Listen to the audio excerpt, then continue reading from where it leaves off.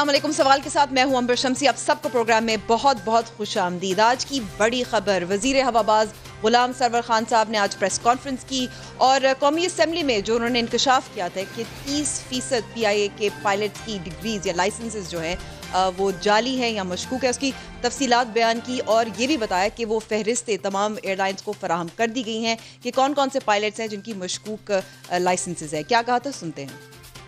जो pilots under question हैं, indicted हैं, वो 262 हैं, जिनमें से PIA के 141 हैं।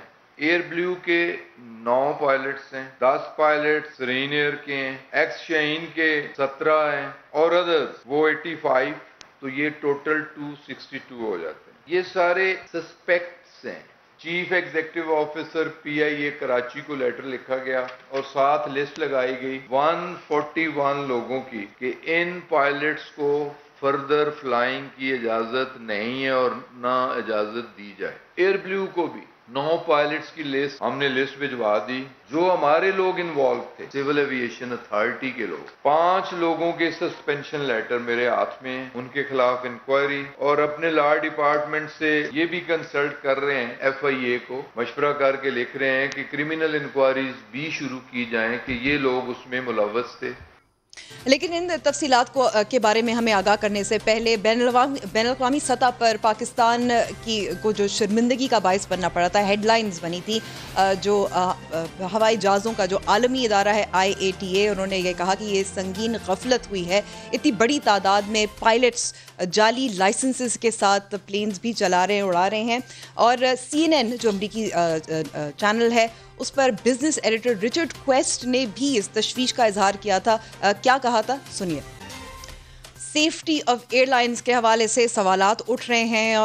आज गुलाम सरवर साहब ने जो फहरिस्तें जारी की, जो तफसीलात बताएं, अपने कहरे बता रहे हैं कि वो वेबसाइट पे भी शाये होंगी। क्या सवाल ये पैदा होता है कि जो एक धचका लगा है पाकिस्तान की साकू एविएशन इंडस्ट्री को, इससे क्रेडिबिलिटी इससे दोबारा बहाल हो सकती है, नहीं हो सकती? हमारे साथ मौजूद है ताहिर इमरान मियाँ, जो तहकीकाती सहाफ़ी हैं और एविएशन इंडस्ट्री को गहरी नज़र से देखते हैं। और इसके अलावा हमारे साथ मौजूद है कैप्टन माजिद वसीम साहब, जो पायलट्स एसोसिएशन पाल्पा के एग्जीक्यूटिव कमेटी के रुकन हैं। आप दोनों का बहुत बहुत शुक्रिया वक्त देने का।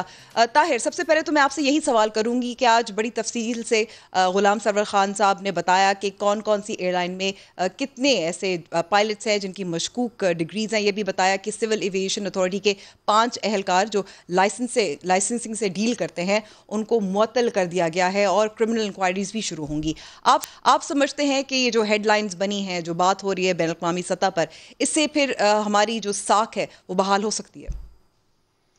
अंबर, सबसे इंपॉर्टेंट बात यह है कि ये प्रेस कॉन्फ्रेंस जो आज गुलाम सरवर साहब ने की है, मेरे नज़दीक ये प्रेस कॉन्फ्रेंस उनको क्रैश रिपोर्ट से बहुत पहले करनी चाहिए थी।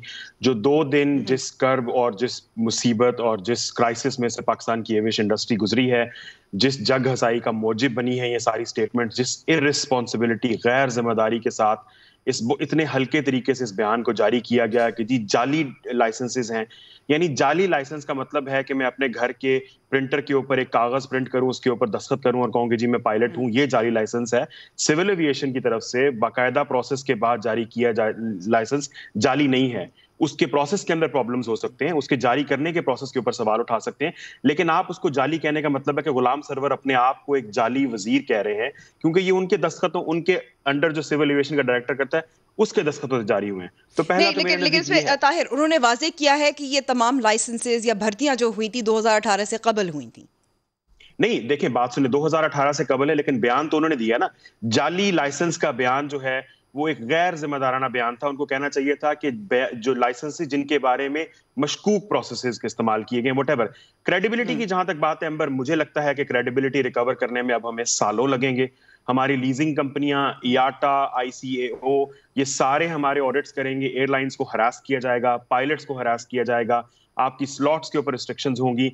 आपके हजारों पायलट्स जो तैयार हो रहे हैं, जो दुनिया भर में काम कर रहे हैं, उनको बाकायदा, यानी कि बहुत सारे पायलट्स मुझे अभी भी फोन कर करके कह रहे हैं कि हमारे ऊपर कोरोना और बाकी दूसरे प्रेशर कम थे, जो अब हम इस प्रेशर के अंदर गुजरेंगे कि कहीं हमारी डिग्री जो है उस मशकूक सिस्टम के अंदर तो नहीं आ रही, कहीं हमें तो नहीं रगड़ा जा रहा, कहीं हमें किसी विक्टिमाइजेशन का तो निशाना नहीं बनाया जा रहा।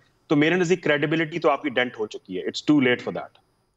क्रेडिबिलिटी डेंट हो चुकी है जी। कैप्टन माजिद वसीम साहब, यहाँ मैं आपसे आपका मौक़िफ़ जानना चाहूँगी, क्योंकि जो तशवीश है, जो खौफ है पाकिस्तान में जो मुसाफिर हैं उनमें तो ज़ाहिर पैदा हो गया है कि हम एयरलाइंस पे जा रहे हैं, पता नहीं पायलट्स उनके पास लाइसेंसेस जो है वो जाली है या नहीं। लेकिन ये मामला है, ये हकीकी मानों में ये मसला है, जो गुलाम सरवर खान साहब ने इसका इशारा भी दिया था। तो अच्छी बात नहीं है कि ये मामला खुला है।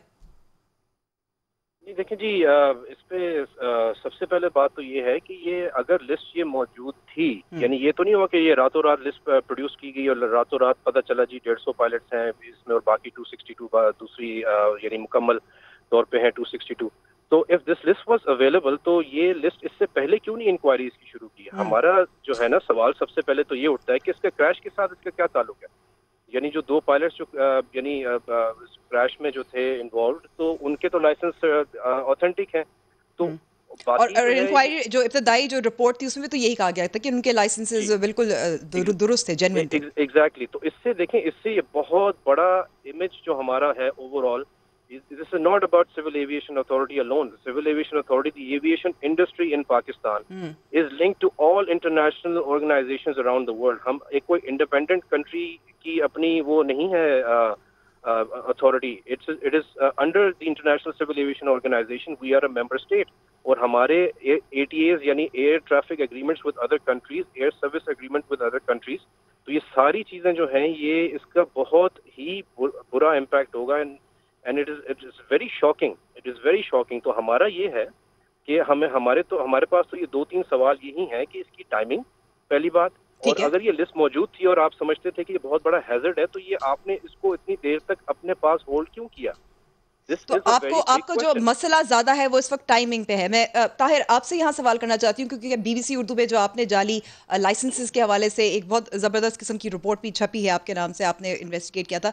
इसमें कोई शक नहीं है, आपकी रिपोर्ट यही कहा गया, गुलाम सरवर साहब ने भी इसका इशारा दिया था कि पैसे भी दिए जाते थे, गलत लाइसेंसेस इशू भी किए जाते थे, इसमें करप्शन का भी मामला है। जी बिल्कुल। देखिए 15 लाख रुपए देके अगर हम मिसाल के तौर पे गुलाम सरवर साहब ने कहा कि जी 9 पायलट्स ने तस्लीम किया है कि उनकी डिग्रियां जो हैं वो जाली हैं और उन्होंने बेसिकली नकल की है, ये जो भी चीजें की हैं, तो ये तकरीबन करोड़ों रुपए की बात बनती है। करोड़ों रुपए किसने लिए हैं? सिविल एविएशन के IT डिपार्टमेंट ने लिए हैं, लाइसेंसेज वालों ने लिए हैं। पांच एहलकारों को तो मुअत्तल किया गया है। मैं वही तो कह रहा हूं, लेकिन एहलकारों को मुअत्तल करने से क्या हो सकता है? मुझे सवाल ये पैदा होता है कि DG सिविल एविएशन, जो कि इंतहाई जिम्मेदार और इंतहाई अहम शख्स है, उसके दस्तखत के साथ ये लाइसेंस जारी होता है। तो बुनियादी तौर पर क्या DG सिविल एविएशन, जिसके दौर में ये सारा काम हुआ, उसकी गिरफ्त होगी? क्या उन लोगों की गिरफ्त होगी जो उनके अंडर काम करते रहे? और मैं आपकी इत्तला के लिए अर्ज करना चाहता हूं अंबर कि उनमें से कुछ लोग इस वक्त पाकिस्तान की एयरलाइन इंडस्ट्री में काम कर रहे हैं। वो air marshals, retired air marshals, दूसरे जो सिविलियन लोग हैं, वो पाकिस्तान की उनमें से कुछ एविएशन इंडस्ट्री में कुछ मुख्तलिफ ओहदों पे काम कर रहे हैं। तो सवाल ये है कि सारी करप्शन को जो बुनियादी इसके अंदर प्रॉब्लम है वो ये है कि आपकी लाइसेंसिंग के अंदर पैसे लिए गए, और पायलट्स का इल्जाम ये है, ये मैं यानी कि मैं इसकी तस्दीक या तरदीद नहीं कर सकता। मैंने वो जो 21,000 या कुछ हजारों अल्फाज सवाल हैं उनको चेक किया है, उनमें से बहुत अजीब से सवाल भी हैं, and that test is in itself questionable.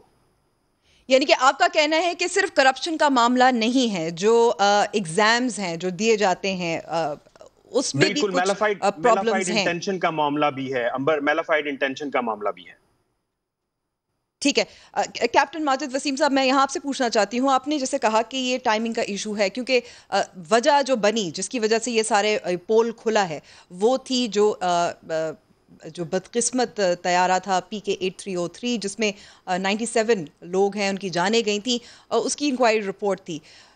आप क्या समझते हैं कि जो ये सारा जो सानिया है अब ओवरशैडो हो गया है, हावी हो गया है ये पायलट्स के लाइसेंसेस के मामले पे? जी बिल्कुल। देखें, वो तो everyone was expecting as per the international civil aviation organisation Annex 13 you have to produce a preliminary investigation report within 1 month. वो उसूलन उनको 22 जून को उसको प्रेजेंट करना था इन पब्लिक को, ठीक है, they presented that. So everyone is actually, यानी सारे लोग जो है वो एक्सपेक्ट तो यही कर रहे थे कि हमें ये पता चलेगा कि उस क्रैश में क्या हुआ। लेकिन ऑल ऑफ अ सडन आपकी बात बिल्कुल दुरुस्त है कि ये इस मामले से ये पूरी चीज ये जो क्रैश की जो बात है वो सारी ओवरशैडो हो गई। एंड यानी सबसे बड़ा जो हमें जो इसके ऊपर आप कह सकते हैं कि ट्रॉमेटाइजिंग है, वो ये है कि हमारा इमेज अब्रॉड। ठीक है, तो लेकिन एक और यहाँ सवाल पैदा होता है कैप्टन साहब के, यहाँ फिर जिम्मेदारी किसकी हम कह सकते हैं? ये जाहिर है रेगुलेटर तो है, वो तो सिविल एविएशन अथॉरिटी है, और साथ में मिनिस्ट्री भी है, एविएशन डिवीजन है। जिम्मेदारी फिर आखिर किसकी है?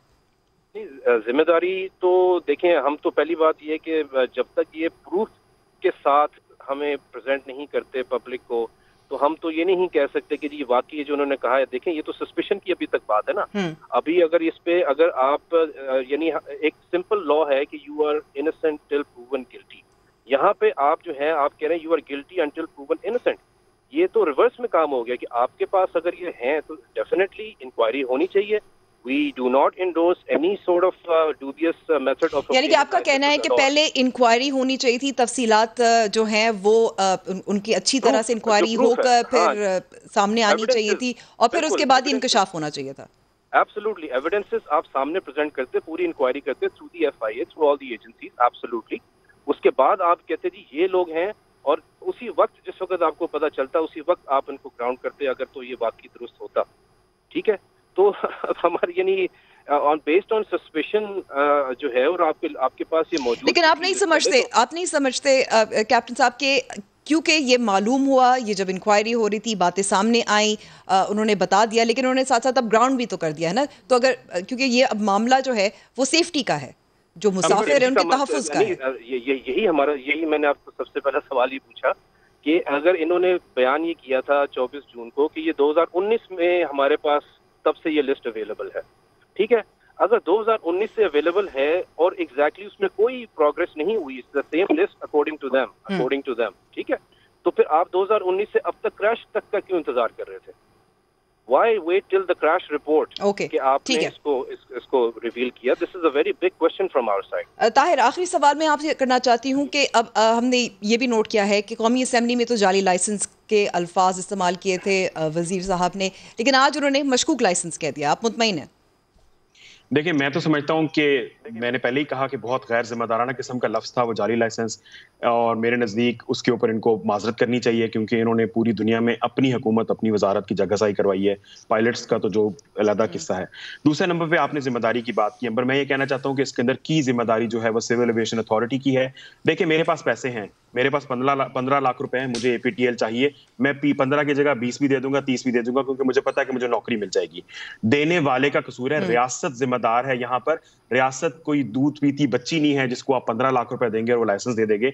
तो मेरे नजदीक यहाँ पे जिम्मेदारी जो है वो पायलट से ज्यादा उन लोगों की है जिन्होंने इन लाइसेंसेस को इंडोर्स किया।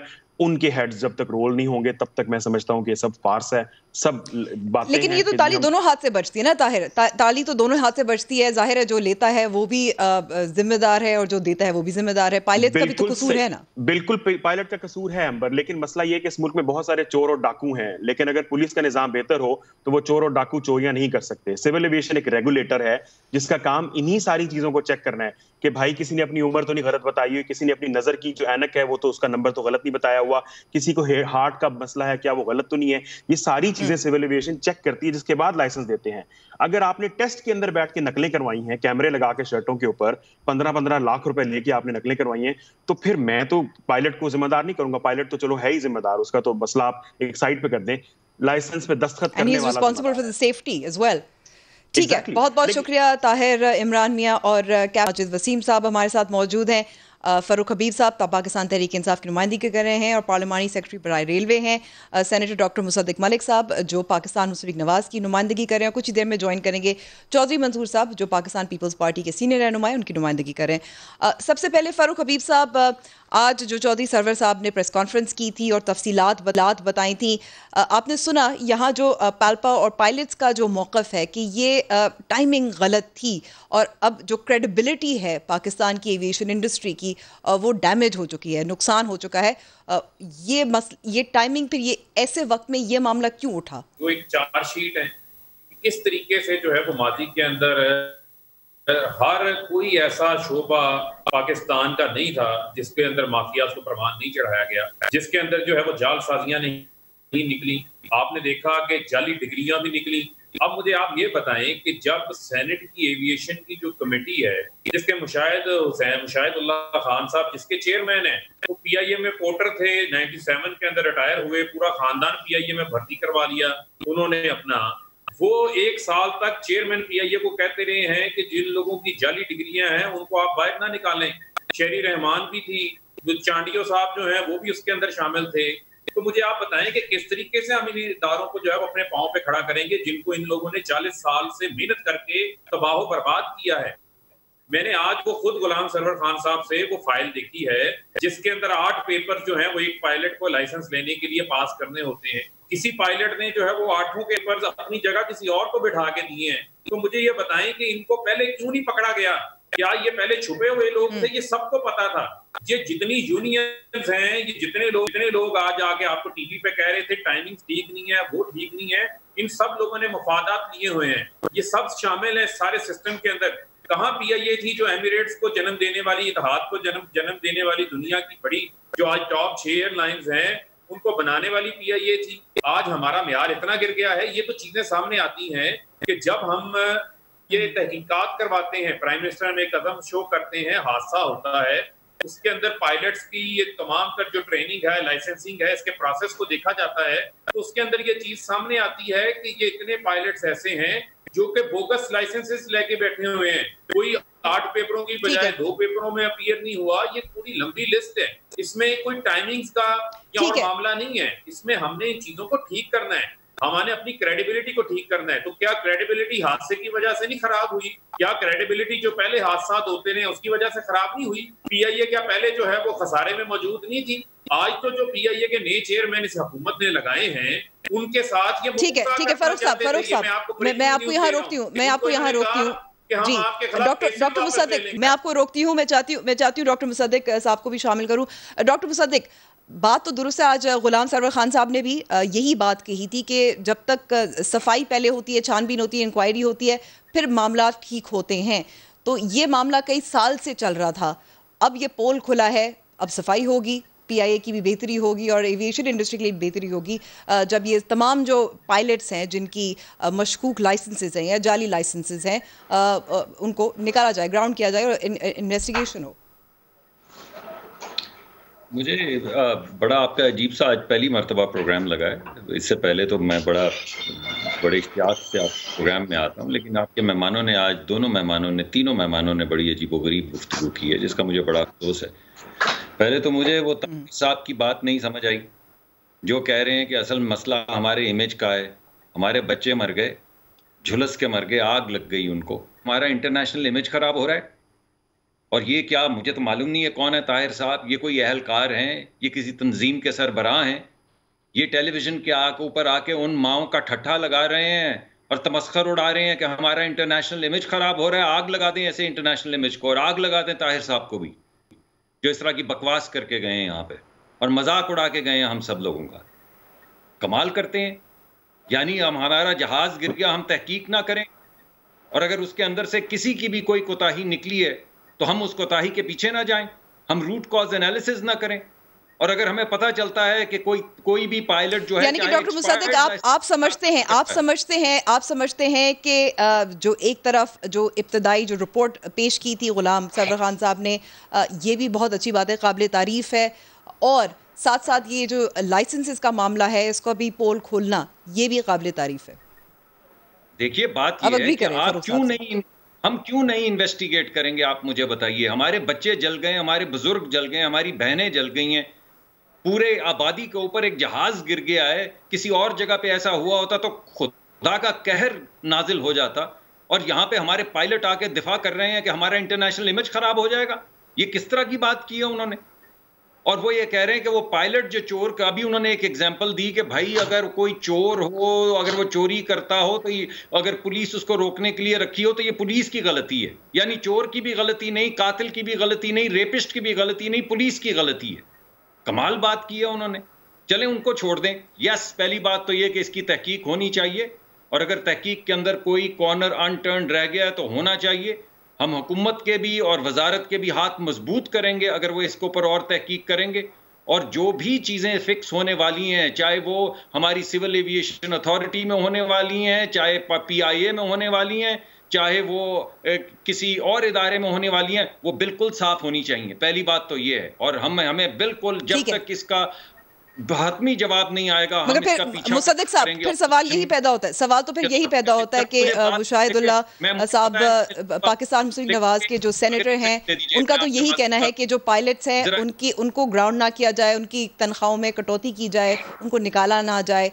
साथ साथ आपकी हुकूमत भी जिम्मेदार है, पाकिस्तान पीपल्स पार्टी की भी हुकूमत जिम्मेदार है, PIA का जो हाल है, जो एविएशन इंडस्ट्री का हाल है, जो सिविल एविएशन अथॉरिटी का हाल है।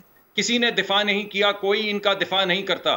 किसी फाइल के ऊपर अगर लिखा हुआ है कि किसी का लाइसेंस गलत है तो उसको फांसी पर टांग दें, और इसकी पूरी तहकीक होनी चाहिए। लेकिन जो जबान हम उनको कह रहे हैं कि आप तहकीक करें, हम आपके साथ खड़े हैं, वो क्या कह रहे हैं? वो कह रहे हैं कि ये माफिया है। तो आप क्या हैं? 2019 से आपके पास लिस्ट पड़ी हुई है, तो आप क्या हैं? क्या आप कातिल हैं इन तमाम लोगों के कि 2019 से इस पायलट की लिस्ट पे बैठे हुए थे और आपने उनको निकाला नहीं है? मैं आपको कहूं कि आप माफिया हैं, लेकिन मैं आपको नहीं कहूंगा, क्योंकि आप मेरे दोस्त हैं और मैं समझता हूं कि आप सिर्फ PTI से हैं। इसका मतलब यह थोड़ी है कि आप क्या इस मुल्क के दुश्मन हैं। लेकिन आप हर दफा ठीक है, मैं आपको यहाँ रोकती हूँ डॉक्टर मुसद्दिक, यहाँ मैं रोकती हूँ। चौधरी मंजूर, 2019 की एक लिस्ट अब हमारे सामने आई है, तो आप सब लोग तो कभी ऐसी बात नहीं की। हाँ ठीक है, हम आपको कह रहे हैं आप इस्लाह करें। ठीक है, मैं आपको यहाँ रोकती हूँ। चौधरी मंजूर साहब के पास जाना चाहती हूँ, उनका मौक़िफ़ भी शामिल करना चाहती हूँ। चौधरी मंजूर साहब, मसला वहाँ से शुरू हुआ था, जो जड़ थी वो 2012 की थी, जब पाकिस्तान पीपल्स पार्टी की हुकूमत थी, और उस वक्त जो इम्तहानी जो निज़ाम है उसमें तब्दीलियाँ लाई गई थी, जिसमें कुछ थ्योरेटिकल पेपर्स जो हैं वो भी शामिल किए गए थे और भर्तियाँ भी की गई थी। इसके अलावा जो करप्शन हुई थी वो भी उस ज़माने से, ये आगाज़ जो है ना वहाँ से हुआ था।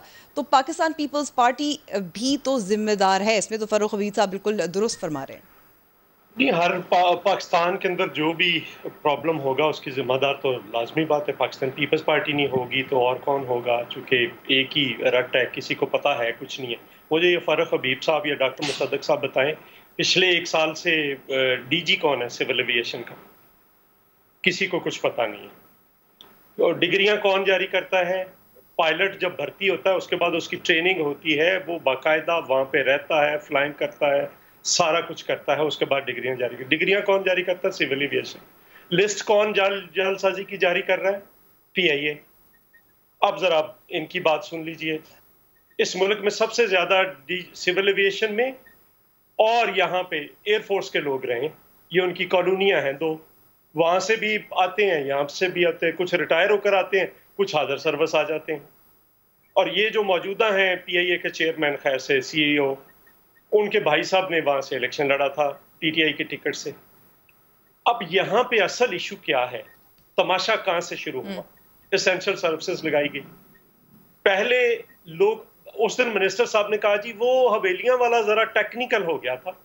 बताते क्यों नहीं क्या टेक्निकल था? एक इंजन खराब था, एक इंजन पे कहा उसको उड़ाओ, पायलट ने पहले इनकार किया, फिर कहा कि नहीं उड़ाओ, ही नहीं आ रही। उसको कहा गया कि उड़ाओ। आप फारूक साहब, मैंने आपकी बात बड़े तहम्मुल से सुनी है, आप सुन भी लीजिए। कहा गया उड़ाओ, उसने उड़ा दिया, रास्ते में दूसरा फेल हो गया, गिर। आप ये सारा पाकिस्तान जलीलो ख्वार कर देंगे, सिर्फ एक बात नहीं माननी कि जहाज में खराबी थी। ये क्या वही एयरबस नहीं है लाहौर के अंदर जिसके 1.5 घंटा दरवाजे नहीं खुले थे? जरा किसी से पूछकर बताएं, हुकूमत का कोई बंदा आकर इनकार करे ना कि नहीं ये वो नहीं है। यहां पे बताएं, क्या ये वही जहाज नहीं है जिसके बारे में लिखा हुआ है कि इसके इंजनों को फुल पावर नहीं देनी आपने, वरना ये उड़ जाएंगे? ये बात नहीं माननी उसके लिए कभी। और जो पायलट शहीद हुआ है वो PIA के सबसे द मोस्ट एक्सपीरियंस्ड पायलट्स में से है, उसकी कोई डिग्री का इशू नहीं है। इन्होंने 11 लोगों की डिग्रियों का कहा था, 6 को सिंध हाई कोर्ट ने बहाल कर दिया, चूंकि वहां पे हुआ क्या, इन्होंने कंप्यूटराइज्ड रिकॉर्ड किया, उसके अंदर कोई चीजें मिसिंग पाई गई, तो वापस जब वो उन्होंने लाकर दे दी, ओरिजिनल पेश कर दी, तो वो बहाल होके आ गए। जो ओरिजिनल नहीं पेश कर सके, पुराना रिकॉर्ड था, वो घर बैठ गए। अब इशू क्या है? इशू एक्चुअल क्या है? एक्चुअल इशू ये है कि ये PIA को बेचना चाहते हैं, बल्कि बेचना नहीं चाहते, खरीदना चाहते हैं। इस मुल्क के अंदर एक एयरफोर्स का एक जर्नैल के भाई साहब जो PIA के सरबराह रहे, उन्होंने इस मुल्क का तैयारा बेच दिया कि कोई नाम ले सकता है, कहीं इन दोनों में से किसी को कोई नाम ले, या कोई जमात का बंदा उनका नाम ले, जुबान जल जाएगी। इस मुल्क में एक PIA के सरबराह ने 3 अरब के वो पुर्जे खरीद कर लेकर आया जो जिनकी जरूरत ही नहीं थे, जो हमारे पास जहाज ही नहीं थे। जब यूनियन, लेकिन चौधरी साहब देखिए मसला तो ये है ना कि ये सारे पुराने मामले, आप बिल्कुल दुरुस्त कह रहे हैं कि अगर फेरिस्त उनके पास मौजूद थी 2019 से। अंबर मुझे मुकम्मल कर, मैंने ब्रेक पे जाना है, हमारी गुफ्तगू जारी रहेगी।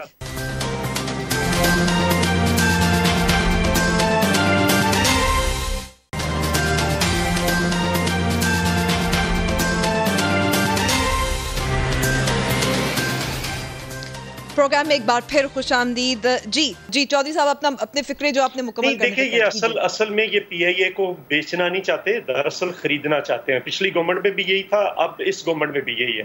ये जो होटल है वहाँ का, ये जुल्फी बुखारी को एक कमेटी बनाकर बाईपास करके उसको क्यों कमेटी बनाई गई है? इसी अरशद मलिक ने भेजी है। PIA की प्राइवेटाइजेशन की समरी बराह रास्त भेज दी है। प्राइवेटाइजेशन कमीशन है ही नहीं, लेकिन रूजवेल्ट होटल और स्क्राइब होटल शांजेलिजे स्ट्रीट पे है, एक के 1000 से ज्यादा रूम्स है, दूसरे के 650 है। ये हम नहीं होने देंगे, ये बेचने नहीं देंगे। इसको ठीक करने आए थे, करें। स्टील मिल को ठीक करने आए थे, करें। आप करें ना, आप करने आए थे। आपके गेट के ऊपर खड़े होकर इमरान खान ने तकरीर की थी कि मैं ठीक कर दूंगा स्टील मिल को, नहीं बेचूंगा, प्राइवेटाइज नहीं करूंगा। आप करें। लेकिन ये अगर इस बुनियाद पर ये अपने औने पौने दामों अपने लोगों को देना चाहते हैं, खुद खरीदना चाहते हैं, तो हम नहीं, ऐसा नहीं होने देंगे। ठीक है जी, फरूख साहब रिस्पांस। देखिए अंबर, बात ये है, एक बड़ा बुनियादी सवाल ये है कि रेल जो ये बात करते हैं PIA की, इनसे ये पूछ लें कि इनके अपने दौरे इक़्तिदार की क्या जो है वो उसके अंदर परफॉर्मेंस थी PIA की बेहतरी के हवाले से, सवाए सियासी भर्तियों के, सवाए जो है वो फायदे उठाने के अलावा, सवाए जो है वो करप्शन करने के अलावा इन्होंने किया क्या है? 450 अरब रुपए का जो है वो खाली जो है वो PIA का खसारा था। या तो खसारे से एयरलाइन को बाहर निकाल लेते, ना PMLN निकाल सकी, ना ये निकाल सके। ये मशकूक और जाली लाइसेंसेस के मामले के बाद आपको लगता है कि जो आप इस्लाहात करना चाह रहे थे वो तो ठीक है, एक तरफ दुरुस्त है, लेकिन बेहतरी लाने की कोशिश कर रहे थे, मुनाफा PIA का जो रेवेन्यू कलेक्ट करने की कोशिश कर रहे थे, इन सारे मामलात की वजह से तो अब लोग डर रहे हैं। ये तमाम तर चीजें जो हैं, ये किसी भी इदारे को रिफॉर्म्स करने के हवाले से जब आप रिफॉर्म्स लेकर आते हैं तो उसके अंदर ये चीजें सामने आती हैं। ये जो माजी के अंदर ये इनको जवाब देना चाहिए। मैं तो हैरान हूँ ये किस तरीके से आगे बात कर लेते हैं। अप्रिशिएट करना चाहिए, आपने तो अप्रिशिएट कर दिया ना। देखें, बात ये है कि मैंने इस हुकूमत को कतई अप्रिशिएट नहीं किया। मुझे ये सारी गुफ्तगू समझ नहीं आ रही। इस हुकूमत को मैं क्या अप्रिशिएट करूँ? आप उनसे बोलें चीनी क्यों महंगी हो गई, वो कहते हैं 1985 में चले जाओ। आप उनसे पूछे आटा क्यों महंगा हो गया, वो कहते हैं कि आज से 10 साल पहले पीपल्स पार्टी की हुकूमत थी। उनसे बोलें कि बिजली क्यों महंगी है, सर्कुलर डेट जो है वो हमने 1.11 अरब पे छोड़ा था, आप 2000 अरब से ऊपर कैसे चला गया? आप तो उसको ठीक करने आए थे। वो कहते हैं नहीं नहीं नहीं नहीं नहीं नहीं, आप चोर हैं। आप उनसे पूछें कि ये जो अभी दवाएं कहाँ चली गई हैं, आप इनसे पूछें कि रोटी क्यों 15 रुपए की 10 रुपए की हो गई है, नान क्यों 17 रुपए का हो गया है। इनसे आप कोई सवाल पूछ लें, ये कहेंगे हमसे ना पूछें। इनसे पूछें तरक्की की शरह 6% से मनफी में कैसे चली गई, कहेंगे कोरोना। हम बोलेंगे कोरोना से पहले 1.9% पे कैसे चली गई, कहेंगे ये जरूर आपने ही कुछ किया होगा। इनसे पूछे महंगाई क्यों ऊपर चली गई, ये कहेंगे वो पीपल्स पार्टी और आपने कुछ किया था जिसकी वजह से आज महंगाई ऊपर चली गई। हम कहते हैं भाई हमारे दौर में तो महंगाई 4% पे थी। कहते हैं नहीं, फिर भी कसूर आपका ही है। तो इस हुकूमत की तो कोई बात को अप्रिशिएट नहीं किया जा सकता। लेकिन जो बात मैं कह रहा हूं, लेकिन डॉक्टर साहब आप इतना तो मानने को तैयार हैं, अगर हम स्टील मिल्स की बात करें, अगर हम PIA की बात करें, अगर हम खसारे की बात करें, लायबिलिटीज की बात करें, तो ये तो आप दोनों के अदवार में, आप दोनों पार्टीज के अदवार में जमा होती रही हैं। इसमें तो कोई शक नहीं है। जो करप्शन है, जो मामलात हैं, जो इश्यूज है, आप लोग भी नहीं ठीक कर पाए, तो सवाल ये पैदा होता है कि क्या फिर तनकीद कर सकते हैं, उसका हक है। बड़ी आप अजीब सी बात कर रही हैं अंबर।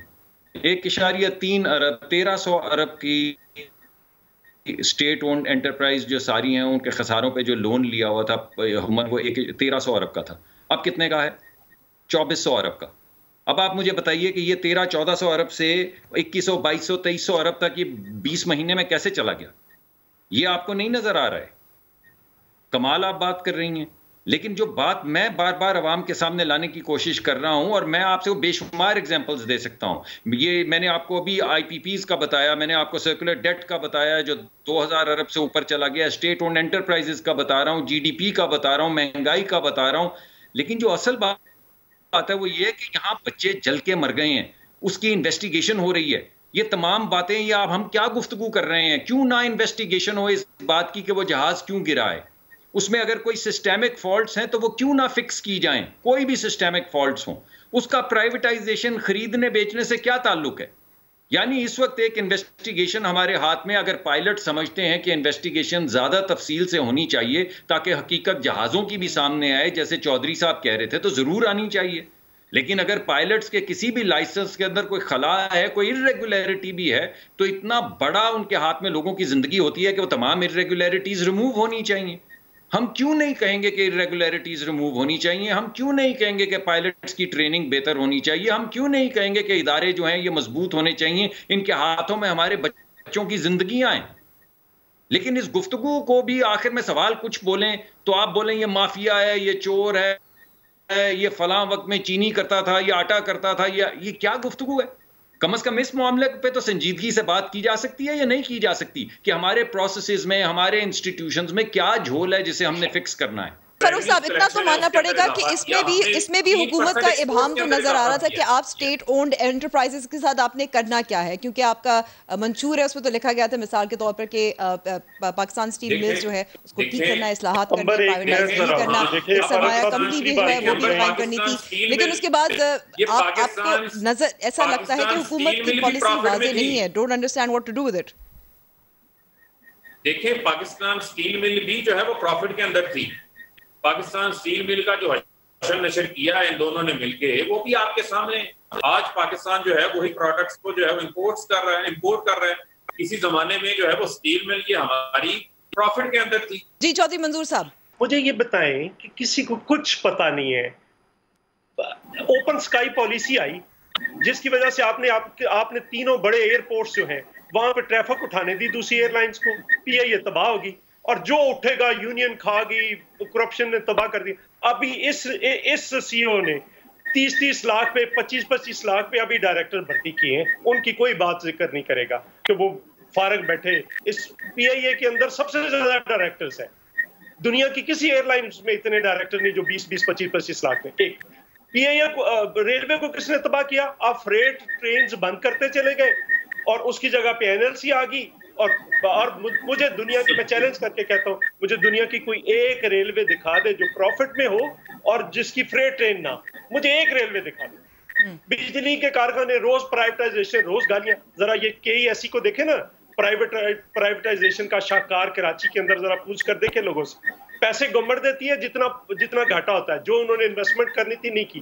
जरा दूसरा शाहकार प्राइवेटाइजेशन का देखे, PTCL, उन्होंने आज तक पैसे ही नहीं दिए। ठीक है, आपका यही मौक़िफ़ है चौधरी मंजूर साहब की जब प्राइवेटाइजेशन होती है तो उसका ये नहीं मतलब होता कि नताइज सामने आते कि इलेक्ट्रिक का एक बहुत बड़ी मिसाल सामने, लेकिन क्योंकि वक्त बस थोड़ा रह गया है, क्विकली मैं सुनाना चाहती हूँ। कल वज़ीर-ए-आज़म इमरान खान ने कौमी असेंबली में जब तकरीर की थी, एक बात की थी जब इसकी सब पूरी दुनिया में गूंज रही है, क्या कहा था सुनिए। उसामा बिन लादेन को इन्होंने अमेरिकन ने आके एबटाबाद में मार दिया, शहीद कर दिया। उसके बाद क्या हुआ? सारी दुनिया ने हमें गालियां निकाली। हमारा एलाए हमारे मुल्क में आके मार रहा है किसी को और हमें नहीं बता रहा, और 70,000 पाकिस्तानी मर चुके हैं उनकी जंग के लिए। फारूक हबीब साहब, इस पर बहुत ज़्यादा तनकीद हुई है। अगेन इंटरनेशनल हेडलाइंस बनी है कि वज़ीर-ए-आज़म इमरान खान ने फ्लोर ऑफ द हाउस पे पॉलिसी स्पीच देते हुए उसामा बिन लादेन जो ग्लोबल टेररिस्ट है उनको मार्टर या शहीद कहा है। हम तवक्को करें कि वज़ीर-ए-आज़म इमरान खान वजाहत करेंगे? देखिए, बात यह है कि आप अभी इसी तकरीर के अंदर वज़ीर-ए-आज़म ने कहा कि मार दिया, उसके बाद जो है वो उनके मुंह से जो है वो शहीद का लफ्ज निकल गया।